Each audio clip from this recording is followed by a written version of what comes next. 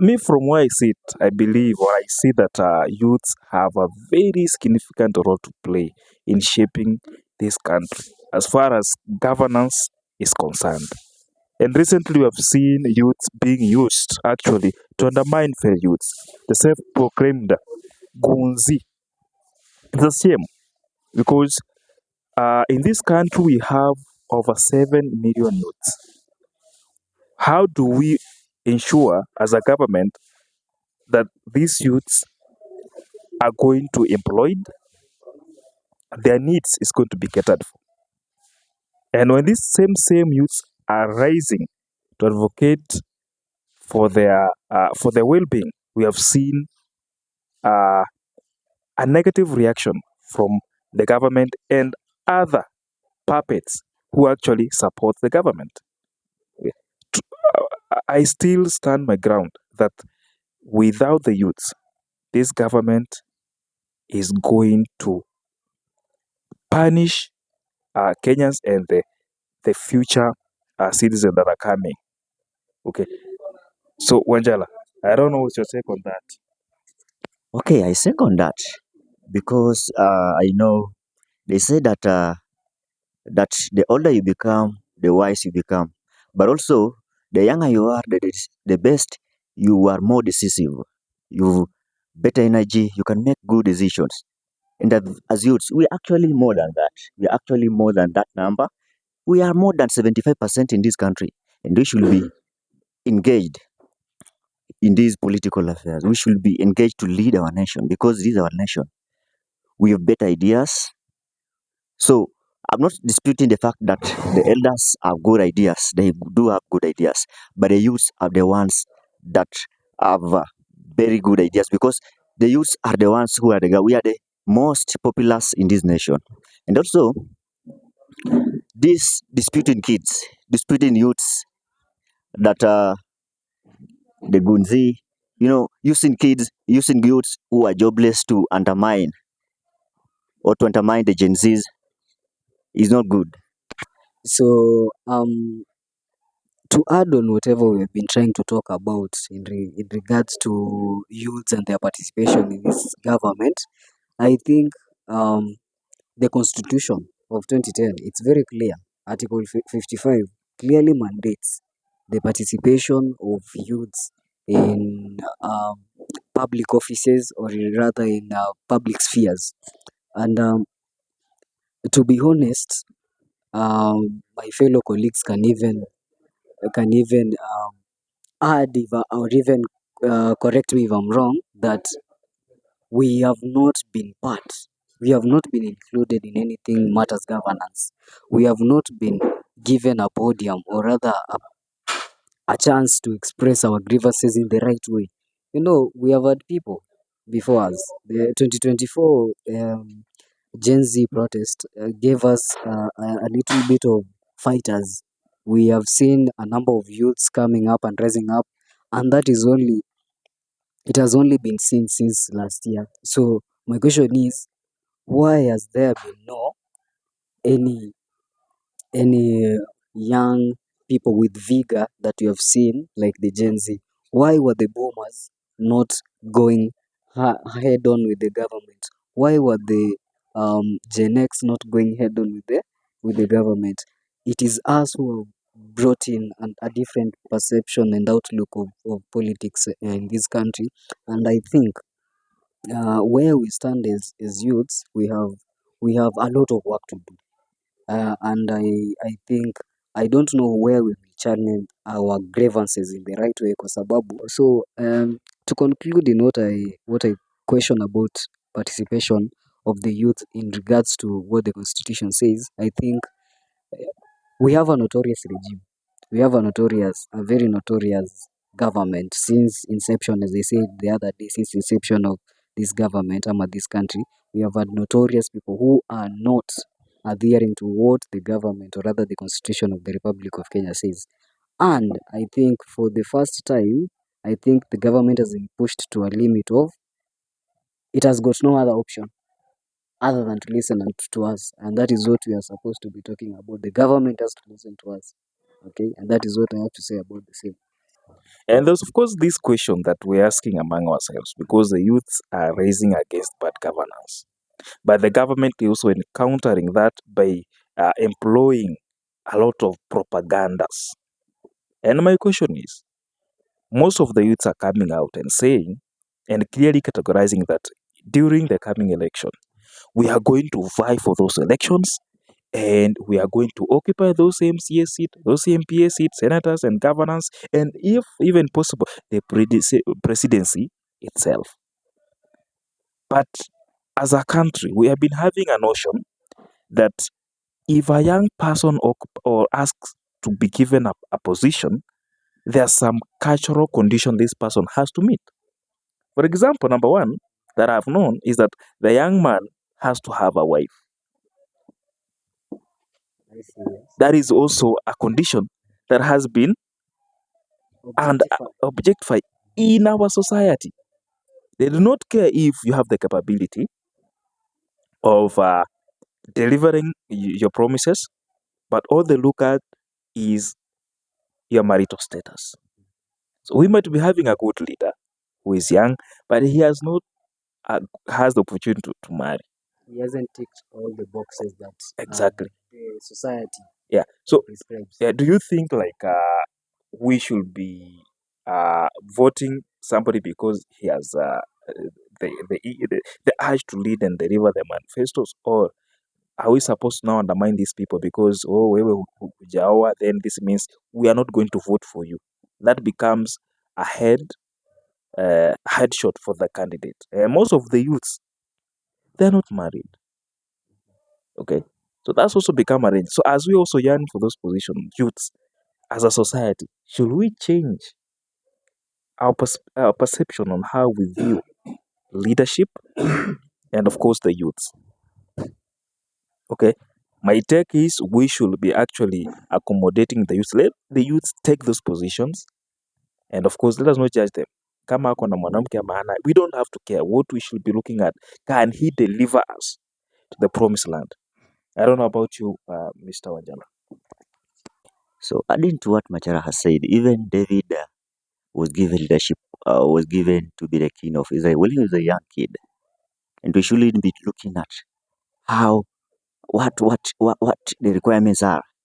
So what they should be looking at is what behind you, because even though marrying is good, but it should not be marrying or something.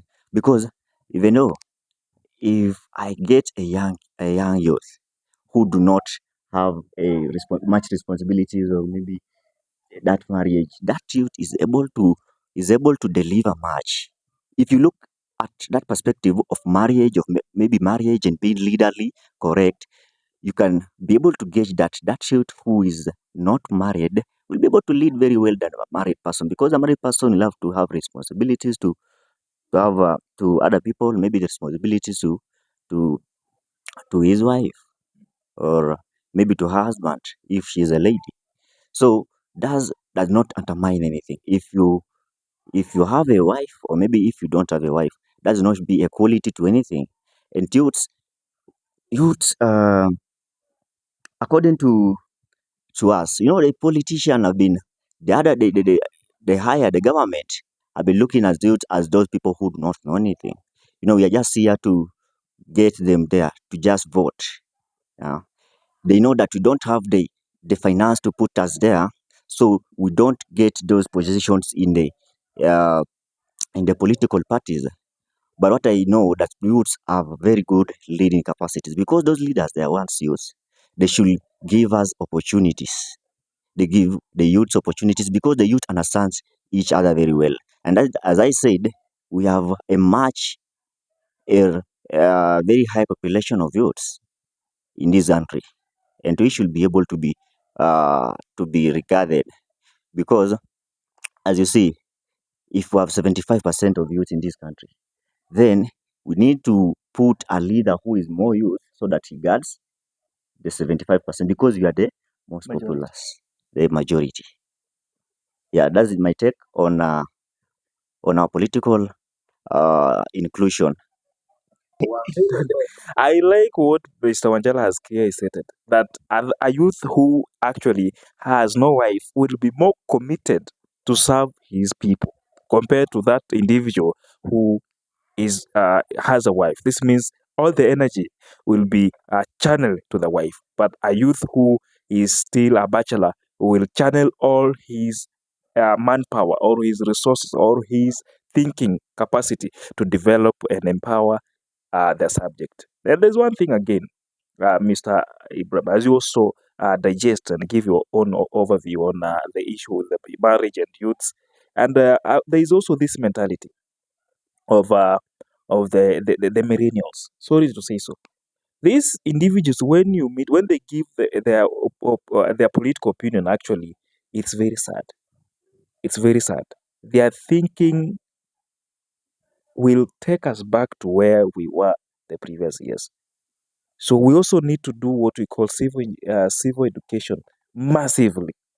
Okay, because people will give you a reason when you ask them, why do you want us to vote for a certain leader? We have seen this leader stealing public resources. We have seen this leader being accused of raping minors. We have seen this leader castrating the will of the people, the justice of the common people, and doing manner of evil that are constitutional. But when somebody now asks that, me, I have to vote for this individual, or this vote will work. And when you ask them, why should we? The individual has no any compelling reason, and you even wonder yourself, as a country, are we actually getting out of line in terms of our mental capacity and thinking? Okay. Yes, you can give over to your note here. On the matter about culture, I think Africans, in the words of one man, there is a man who said Africans are notoriously religious. And to try and describe that word, or rather that sentiment in another word, I can say Kenyans are notoriously culturized. So we have culturized everything. We have culturized even the idea of family.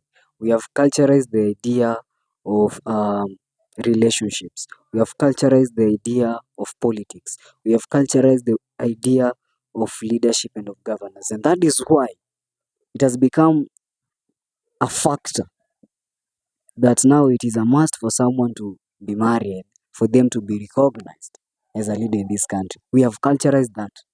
That is not Kenya. It is not African. The idea, the idea of someone leading on the basis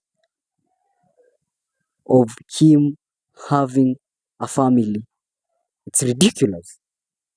It's ridiculous. Very true. It's ridiculous. And that is why we say the idea of at the old age gives wisdom. The older you get, the wiser you come. In some way, I It's think totally wrong. it is rocket. Even Kasongo could now be the wisest man in the world, Wisest, but but that's not the case. that is not the case. So I think as a country, leave alone as a country, as people, as a nation, as a generation that wants change, we should be done with these systems that are quite traditional. It's quite traditional someone to say that you need to be married for you to talk something substantial. And because another thing that we Mhm. also have what we call failed marriage. Also, we have also those individuals that are old enough. Not all marriage actually works for them.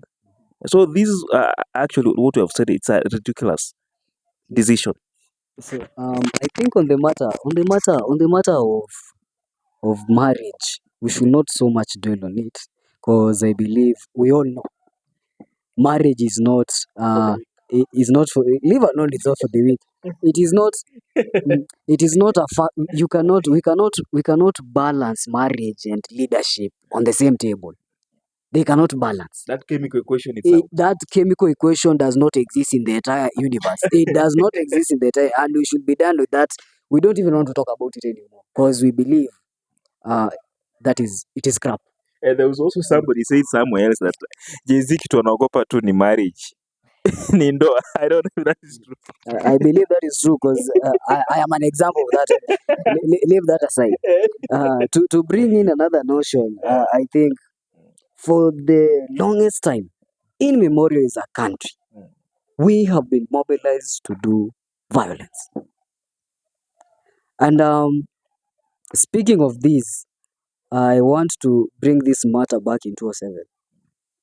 I was a very young boy. But what hurts me very much is that the memory of that year is still fresh in my mind. I was very young, but I still remember seeing destruction of property. And that was caused by someone castigating a notion of trying to help the youth, but in return, they are just using them. And I think we are tired of being used, Mr. Mashera and Jason. We are tired of being used. I don't know if you understand me, but I think we are tired of being used. We are tired of being used. The youth should be not used. We are tired of seeing youths being killed. We are tired of seeing kids our age being abducted. We are tired. I don't know even what to, I mean, the idea of all these things is that we are tired as youths. We are tired of everything. We are tired of bad governance. We have tried time immemorial to come into conscience with you, to reason with you, but the government does not seem to reason. The older generation seems to be thinking with the back side of their body. So that's what we call stagnant thinking. You're stagnantly thinking about something which you know will not move forward. We are youths. We should be used positively and not negatively. There are some political leaders who assume that maybe giving somebody 1,000 shillings and making him or making her to go and destruct something, so thinking that destructing something, they will want to cause that violence so that the youth, the Gen Zs can be seen, can be painted a bad picture of it. Actually, So that is the goal, or rather, that was actually the plan of the government. How can we disable this movement? How can we blame these youths that are demanding good governance? And actually, it's constitutional because something is in the constitution that protesters are allowed to pickpocket. But who is Gasongo?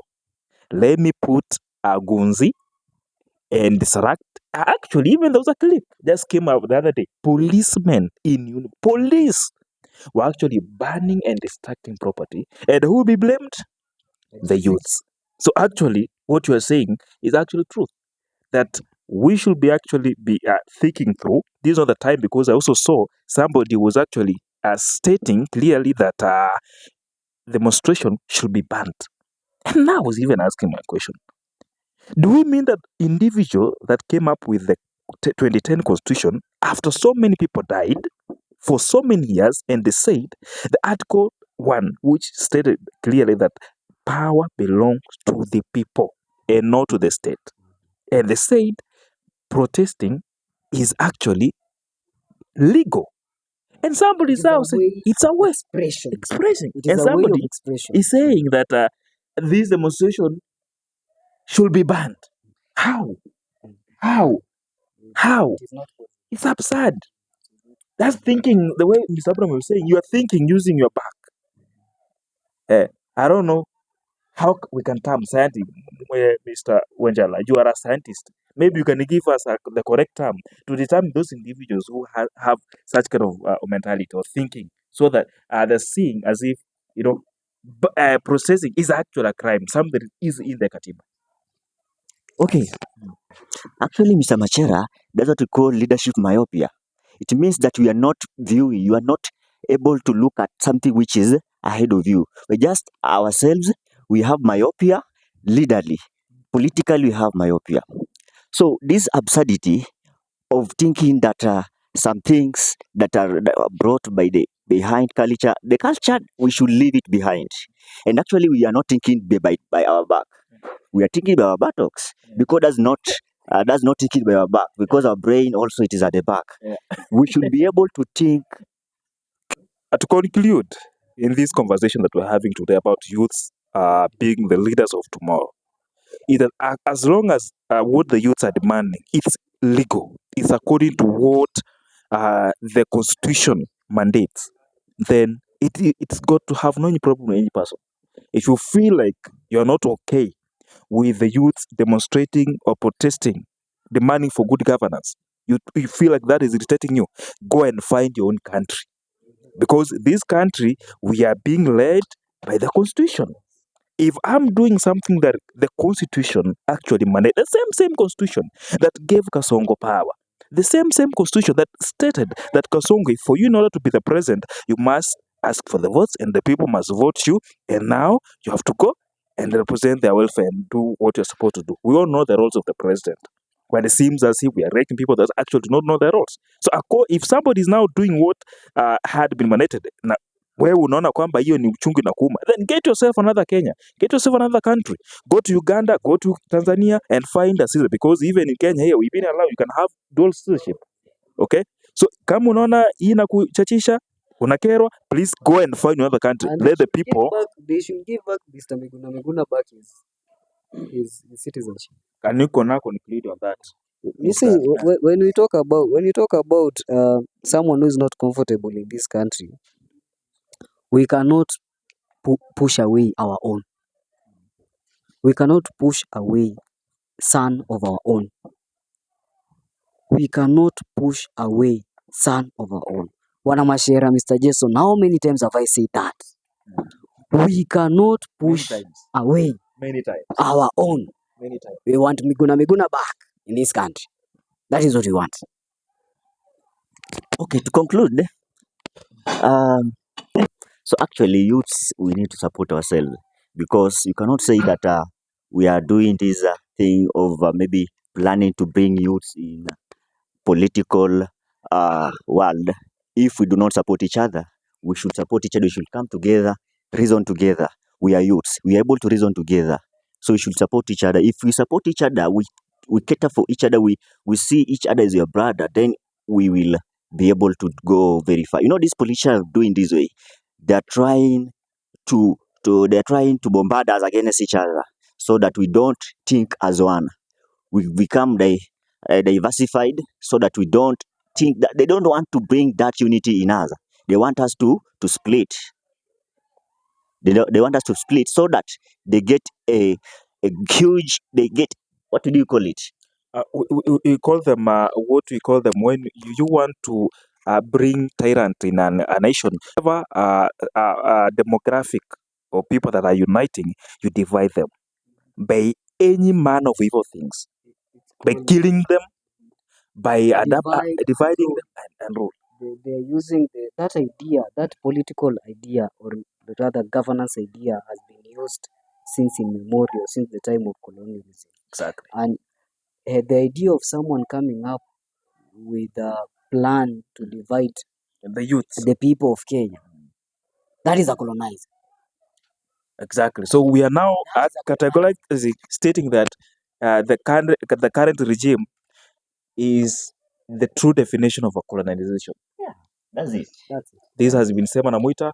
This is episode 11 part 2, na tunasema subscribe, like and share.